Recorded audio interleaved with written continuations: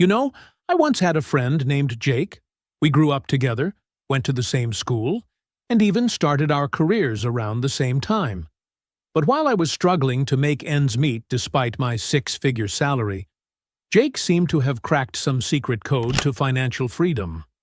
No, he wasn't born rich, and he didn't win the lottery. He just understood something most people ignore: how to manage money, invest wisely, and plan for the future. Let me tell you his story. Jake was never the type to flaunt wealth. When we got our first paychecks, I rushed to upgrade my lifestyle. Fancier apartment, brand new car, weekend trips to expensive resorts. Jake, on the other hand, stayed in his small apartment, drove an old but reliable Honda, and cooked his meals at home. He was deliberate with every financial decision he made, always thinking ahead. "Why live like a college student when you're making real money now?" I asked him one day. He just smiled and said, "It's not about how much you make. It's about how much you keep." Jake understood something I didn't. Lifestyle inflation is a trap. The moment your income increases, so do your expenses if you're not careful. He prioritized flexibility and financial independence over luxury purchases.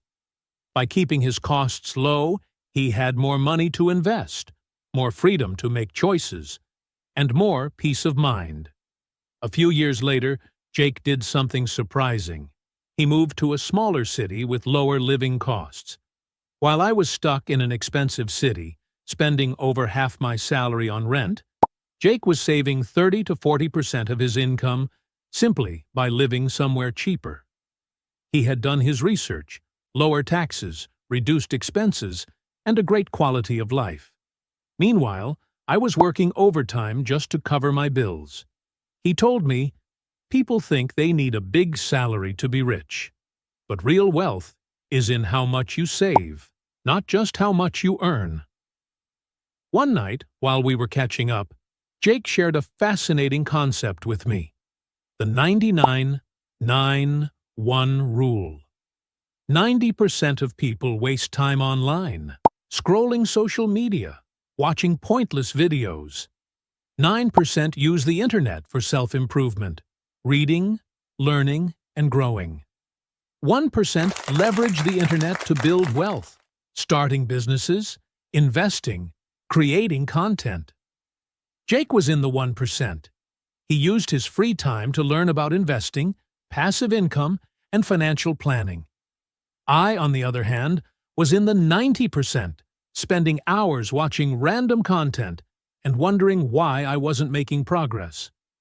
He followed financial experts, read books, and attended online courses that helped him improve his understanding of money. Jake didn't just think about today, he planned for the future. He tracked his expenses, factored in inflation, and planned his retirement strategy. He also maintained a detailed spreadsheet to monitor his net worth. But he wasn't obsessed with numbers. He was focused on long-term sustainability. "Most people think if they have $1 million, they're set for life," he told me. "But at 7% inflation, the value of money drops fast. What seems like a fortune today may not be enough in 20 years. I had never thought about that. I was focused on my income today, not on how it would hold up against rising costs in the future. I had no real financial plan, while Jake already had clear goals for where he wanted to be in 10, 20, even 30 years. Then the question started boggling my mind. What if you started saving more instead of spending more? What if you moved to a place where your money goes further? What if you used the internet to grow wealth instead of just consuming content? What if you planned for the future instead of assuming things would work out?" Jake did, and it changed his life. At one point, I was making more money than Jake, yet he had more savings, more investments, and a more secure future. How? Because I was spending every extra dollar I earned, while he was investing every extra dollar he saved. High income means nothing if your savings rate is low. I finally got it. Wealth isn't built by making more money. It's built by keeping and growing what you have. Jake focused on growing his investments. While I was waiting for my salary to increase, he was putting his money into assets, stocks, real estate, and index funds. He understood the power of compound interest and started investing early. Even small contributions he made in his 20s were growing significantly by the time we reached our 30s. He understood that real financial security comes from passive income. He wasn't working for money, he was making money work for him. He carefully selected dividend-paying stocks, rental properties, and even explored digital assets to ensure he had multiple income streams. "Look at the real return after inflation," he told me. "It's not about how much your investments grow, but how much they grow after inflation eats into them." It made sense. A 10% return sounds great, but if inflation is at 7%, the real growth is only 3%. Jake also made sure to diversify his investments. He had money in different asset classes: stocks, bonds, rental properties, and even some digital assets. While I put all my money into a savings account that barely kept up with inflation, Jake's portfolio was growing steadily. By the time we hit our mid-30s, Jake was financially independent. He had built a life where money was no longer a constant worry. Here's what he did differently. He moved to a cost-effective location, saving 30 to 40% of his expenses. He invested wisely instead of relying on salary growth. He got insurance early, protecting himself from financial risks. He focused on real-life financial planning, not just spreadsheets and projections. Meanwhile, I was still playing catch-up. I realized too late that working harder wasn't the answer. Working smarter was.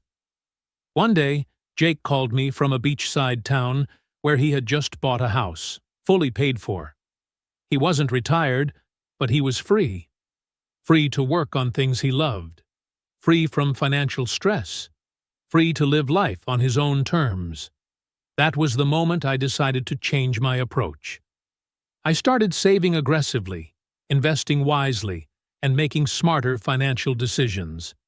I cut back on unnecessary expenses, learned about investing, and started a side business to increase my passive income.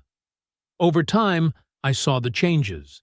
My savings grew, my investments flourished, and I finally felt in control of my financial future. The stress that had weighed me down for years started to lift. And you can too. The truth is, financial freedom isn't about luck, inheritance, or winning the lottery.